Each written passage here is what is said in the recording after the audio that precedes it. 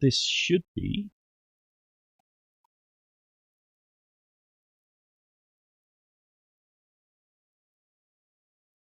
Boomer, are you there, sir? Hello, tech support. Hello, tech support. What is your problem, and can I have your email address? How are you, mate? I'm good. How are you doing? How was our delay tonight? It's not huge. Not too bad. I'm wondering what our delay is like. It was painful before with our... Oh, okay. Well, I am the king of latency being through satellite. That's been really interesting. With Now Opinion, I think it was Now Opinion, with that Russian story. That did get me going a bit. I had to jot a couple of things down. First casualty of war is the truth. I think Tusk or someone missed it by the chat. It's basically to do with Putin getting into power and how there were a few suspicious occurrences happened. And then once he achieved power, obviously there's no inquiry. So a little bit on the corrupt side. And similar thing you might be aware of was the main battleship in the US back in the 1890s, I think it was, where it had a boiler accident, but they blamed it on Spain. And they used that excuse to go to war with Spain and take over some Spanish holdings off the coast of America. And the other one, I think, too, which is an interesting occurrence in that sort of false flag operations, is it's rumoured that before Pearl Harbor, they had pretty good intel that Pearl Harbor was going to be hit. Hence, they moved all the aircraft carriers out and let the raid go ahead for maximum impact in order to curry popular opinion at home. And the other one in the war casualty thing is in 1955 in the Arab-Israeli War, England and France were caught red-handed and pretty much lost their military prestige because of shenanigans. So, yeah, what Now Opinion said there really does have a base in politics, because once you get into power, no one can really do an inquiry on you, can they? So I really like that. It's a bit scary, but also it can happen. Unfortunately, it gets covered up. That's where I know I should have been more outraged with it, but it just wouldn't surprise me if that happened. That's what got me the most, I think.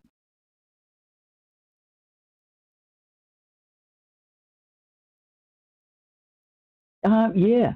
I'm sorry, this delay is really funny. You think I'd be used to it by now, but we are worshipping our new mobile phone tower that's being built.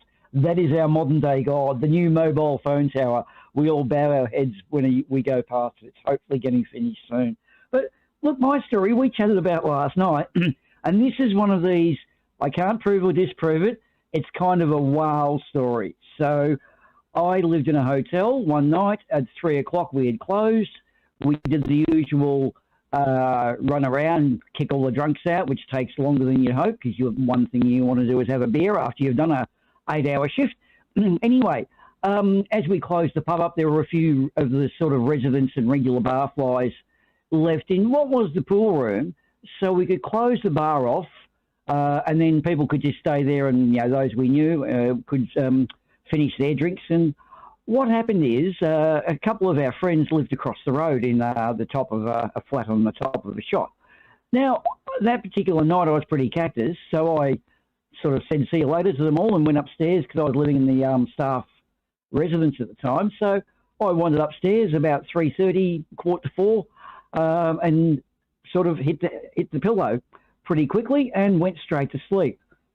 Now, what had happened is I pretty quickly got into dream phase. And what had occurred is I had a very vibrant dream, which I still even remember quite clearly to this day, where I was in a 7-Eleven, quite brightly lit. The fluorescent light was unmistakable. It's so clear it was a 7-Eleven, even down to the magazine rack, and there was another customer. And as you know, when you look out of those windows, it's off into the darkness.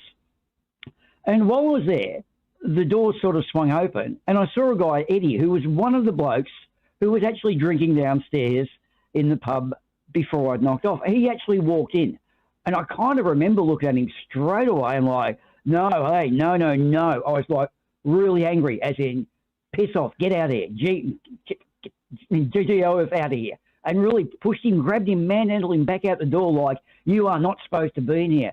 Really pushed him out hard. And I actually remember at the time, the emotion was there. And I don't often remember emotional content in a dream. You either wake up, covered in sweat or whatever, but I remember that. And then also remembered looking over at a guy who was also in the 7-Eleven and, some people, and just, yeah. And like, we were both aggravated by it. Now, I was then immediately woken up by the sound of an ambulance, which is why the dream was so vibrant, because this ambulance did the beep, beep, and then took off. And I thought, oh, that was a pretty strange sort of thing. And the dream sort of stuck with me. I kind of, okay, well, I absorbed it and digested it and went back to sleep. Now, the next day I sort of got up and went down. Actually, my shift at the same pub started at 7 o'clock in the evening. So I went down and sat behind the bar and set everything up. And one of the other regulars came in, or one of the other residents came in and came over and said, did you hear what happened to Eddie last night? No, go on. And he said, well, after he left here, he was running across the road and he was pretty drunk, because he always was. He was a bit of a Doberman pup and a bit of a clumsy bastard. He was running across the road, and what had happened, this is a very wide street. This was sort of like the top of Elizabeth Street in Melbourne, and this is like 4 lanes main traffic. As he was running across the road, he mistook a motorcycle that was flying up Elizabeth Street with twin headlights as a car at some distance away. So thinking it was a car a long way away, he was running in front of it, but he was dazzled, and the bike actually hit him. Like, he was running sort of quickly. It hit him pretty much in the head and flung him around and actually sent him flying in the air. The bike actually crashed too, and he'd hit the deck. Now, the funny thing about this was, I didn't know this with any prompting, but Eddie was attended to by ambulance people at the scene, and he died. They revived him and then quickly threw him onto the stretcher and put him into the ambulance.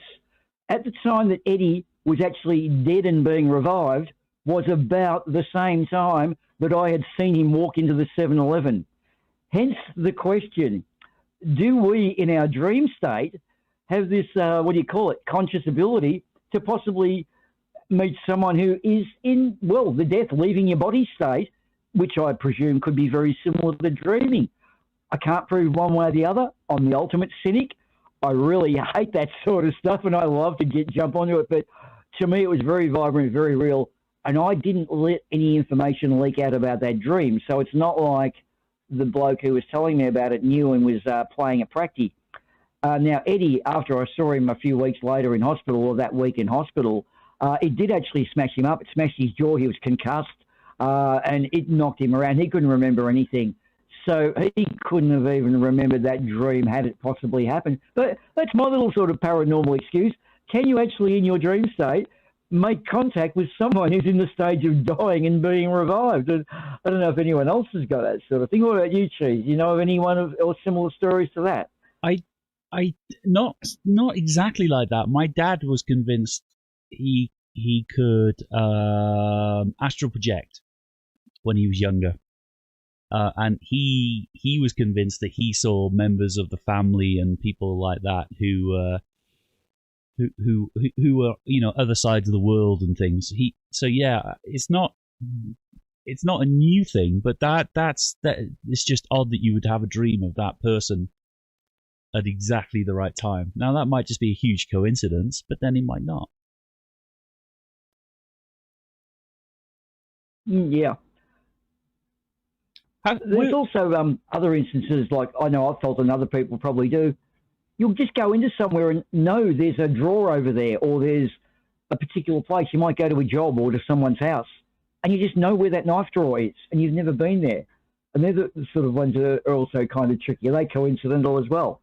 Or is that the deja vu we experience? I've been on TikTok recently. I follow I forget the name. There's a channel who posts, funnily enough, things in black and white like this, and then they'll say what color is the bottle cap, and then they'll bring the color back up on the video, and mostly I'm getting those right. And if I didn't know better, I would think that I might be psychic or have some kind of precognitive ability. But actually, what's happening is it's the lids of things that I recognize. It's it's very specific lid. So it'll be like the lid to a milk bottle top, or a cap off a pill bottle, or something like that, and or a gas can, things like that. And I'm looking at it, and I recognize the shape, so I remember the color. So it's not necessarily a precognitive thing. It's more about recognizing the shape and seeing it every day. Where are you on things like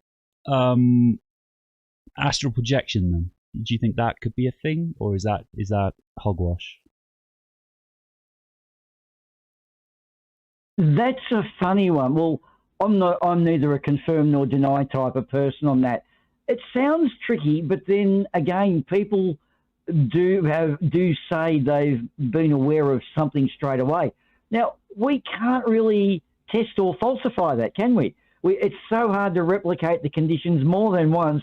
Therefore, change, what is it, the independent variable? Oh my God, I sound like a flat earther. But also, we do have the standard sleight of hand. Now, you and I did a wonderful episode last night on NASA Bunker 33. Don't forget to like, share, and subscribe. That was NASA Bunker 33. Not that I would just blatantly shill us like that, but the sleight of hand tricks which were exercised by the Kangaroo Gang and many thieves and many twiners. Now, one of the gentlemen we had staying at the hotel with us, he was one of these mentalists, and what was in his gig, it was actually down in Swanston Street, Mel. He played 7 games of chess simultaneously. And now that seems to me like an amazing, oh my God, how can you play 7 games of chess now and actually come out the winner? And here is the trick, and I'm going to get thrown out of the club. But anyway, what you do, the key is 7. You get 7 people set up at their tables. Now, of course, you then organise table 4, as in the middle table, to be a mediocre player. You can then have chess champions, state champions, national champions, mugs and whatever. What you then do is they are all positioned at their relative chess tables. You then play table 1 against table 5, table 2 against table 6, table 3 against table 7, and you personally play against table 4, and you choose to have a mediocre player there.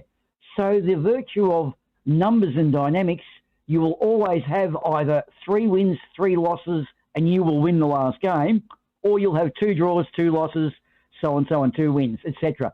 So what looks like an amazing, hey, I can play 7 games of chess, is actually a very clever, simple little trick of just playing each number against each other. So some people do have great sleight of hand and very clever ways of looking amazing too. So much trickery abound, but also other things you can't prove. You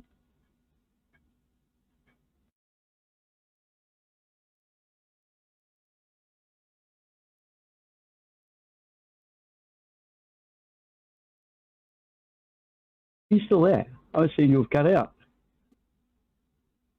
Hello? Hello? Okay, that's better. Sorry. Sorry. Are you there? I've seen a thing with operating theatres, and they put numbers on top of some of the cabinets and shelves in operating theatres. So then if a patient comes back and says they were hovering above their own body, they say, well, what was the number on top of the operating cabinet then? That's a really neat test. That's a neat test. Things like that are quite funny. But I've seen Derren Brown. He's a British mentalist, I guess, is the best way to. He's an all-round smart guy, but he's best described as a mentalist. I've seen him do that trick with grandmasters, and they couldn't figure out how he beat that many grandmasters in one room at the same time, but they were all playing each other. he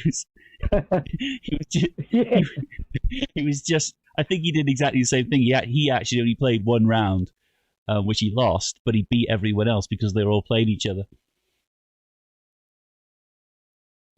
And look, here's the thing I love about it is I too used to watch all the things on TV about that, and Billy Connolly, who I've got to say is probably one of my favourite of all time. He's taught me more about my country's history than my history class did. He also did those great world tours of Scotland and England and the US.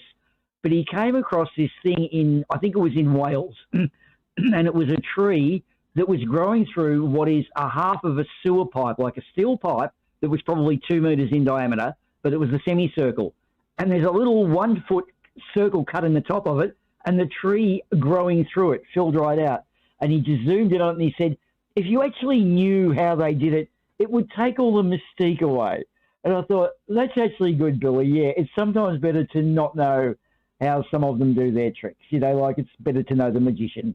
He appears magic. Is that perhaps the best way? Yeah, Darren. I've seen Darren Brown live maybe 4 times in London. I think he's brilliant. But to see him do things like that blows your mind until he tells you how he did it.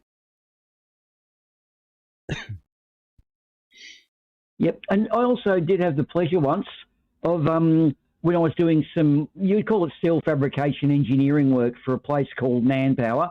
No, not the strippers. I wish it was, but these provided like construction stuff, and we had the kind of the honour of doing. It wasn't David Copperfield, but it was a very similar level magician who was a world touring sort of a guy.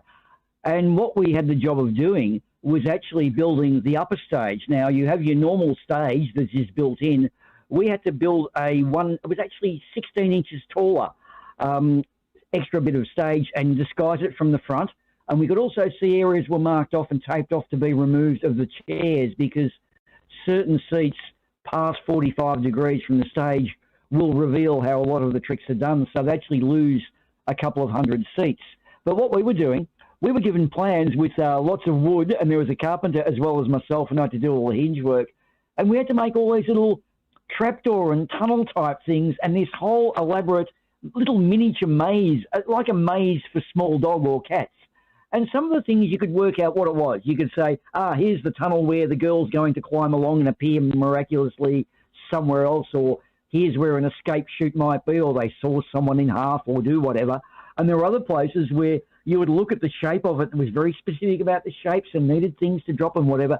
It was literally all the smoke and mirrors tricks. And then what happened is once we'd packed up and gone out, 2 days before the show, the real guys come in who know all the tricks and put all the chemistry in. And there's a lot of CO2 for the smoke effects and things like that. And, of course, the black cloths. And they put up a lot of extra curtain rails. So there's a lot of black curtains moving back and forth. And the other thing we did see was there was a towel floating around on the carbon fibre strings. And these carbon fibre strings are like one thickness, a third the thickness of a human hair, and you can't see them. They don't reflect any light at all. So you could see what was a towel literally flying around the place. And it was just basically done with very good technology, chemistry, lots of little cool tricks, a bit like Heston's cookery. But, it was actually quite good to set up a magician's world touring show. We never got to send back to pull it apart, though. So we never got to see what things were installed. But there were lots of places where you could see there was going to be pulleys and a lot of things cabling and so forth. So anyway, yeah, that was a good little trick to do with magic and that little world. Awesome. And awesome. I might actually step aside. Is there someone else, or are we getting close to closey time? I think we are. There isn't anyone else, but if we're done talking, I'll wind the show up. Unless there's something else. Is there anything to do with NASA or always fun to have you. Is there anything NASA or bunkery that you want to tell us about? Anything that might be coming up? Well, I tell you, yeah, we're doing public service announcements on Sunday. That's the US crew. Well, it's actually Saturday evening. I can't remember the things. It's sort of, about midday UTC time or whatever. It's on our website. And, of course, as you know, Arda and I do the Euros edition, which is now Wednesday, 8 p.m. UTC. And this week coming up, Gamera, the spinny turtle with flame engines, saves Tokyo from the evil Godzilla-esque clan of monsters. And I tell you what, it's pretty damn scary, because I tell you what, the freeze monster, I'm still pretty, I haven't come back to my original shade of pink yet. I was watching a bit of it before and I couldn't do the whole thing. I somehow fear I'm glad we have Tokyo. So we're doing the movie next week, so that's going to be fun. We always give it a little bit of extra commentary because, as you know, some of those 60s movies did fall short in the proper commentary, so we like to keep everyone up to speed on that. So yeah. Arda and myself and whoever's we can kidnap and convince to come in, that's going to be good. So, yeah, US, and that's about it, I guess. And there's always, what's that guy, Cheese Mondo? Apparently, I believe he's not paying his protection money, so he may not be doing any shows in future. So hopefully he gets his brown paper bag of small denomination notes, non-sequential, not like last time, and he probably could come back. But I'm holding grave fears for Cheesy, actually. I think the boys are not too happy about the sequence notes. So, yeah. Anyway, I hope to see him again. Awesome. Thank you so much for calling in. I'll speak to you again very, very soon. Cheers, mate. Bye-bye. All right, see you. Bye.